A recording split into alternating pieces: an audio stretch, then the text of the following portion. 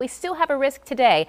It's a level 1 risk, marginal, which stretches from the central United States and from Texas on into southeast Louisiana. It covers also coastal Mississippi. This goes through this afternoon and through this evening as well, with damaging winds our main concern. But we're still looking at that potential for some isolated tornadoes and water spouts. Still priority threat is that heavy rainfall. We have the flash flood watch, which goes through tonight and all the way up until Thursday morning. Could it be extended again? Sure, it could. So we'll keep you posted on that. An additional 2 to 3 inches of rain possible. Isolated higher totals if we see some of that banding and training starting to set up. So far, so good. Rain totals have been pretty relaxed overall, 1/4 of an inch and less. And we're seeing very isolated activity for the time being, with showers coming in, more activity off the shore, but we're watching that start to lift to the north and west over coastal Mississippi. Still a big batch of rainfall offshore here around Texas and southwestern Louisiana. And these are the complexes we'll have to watch for the evening and overnight hours, with that potential for locally heavy rain. We're still watching this upper level low. Notice it's beginning to push a little bit more to the south.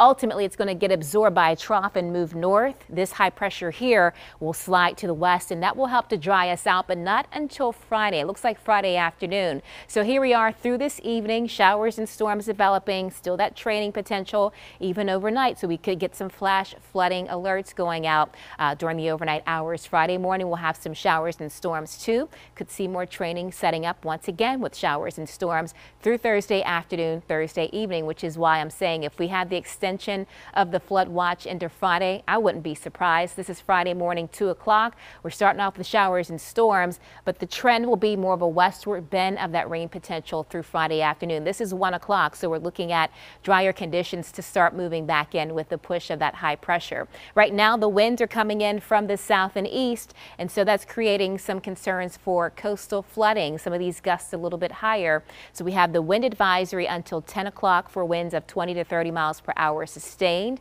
with some higher gusts. Also coastal flooding concerns.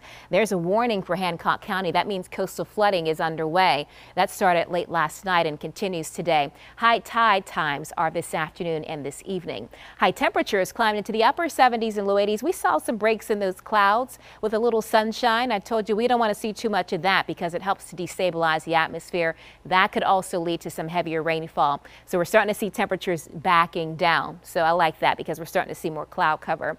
Right now is a live look outside. Overcast conditions around the city, 79 at the airport with some light showers, 16 miles per hour on those winds. Here's your 12-hour forecast, and it includes scattered rain and storms through this evening and overnight. Temperatures in the 60s and 70s tonight. I can't go away without telling you about this. We're tracking the tropics. This disturbance near Bermuda. No, it's not going to impact Louisiana. No, it's not going to impact the U.S. It has a low chance of developing over the next 5 days. But the point is, you got to get ready for hurricane season. It starts June 1st. NOAA comes out with its outlook tomorrow. We'll give you the latest information on that. But bottom line, as I expected, an above average season once again this year.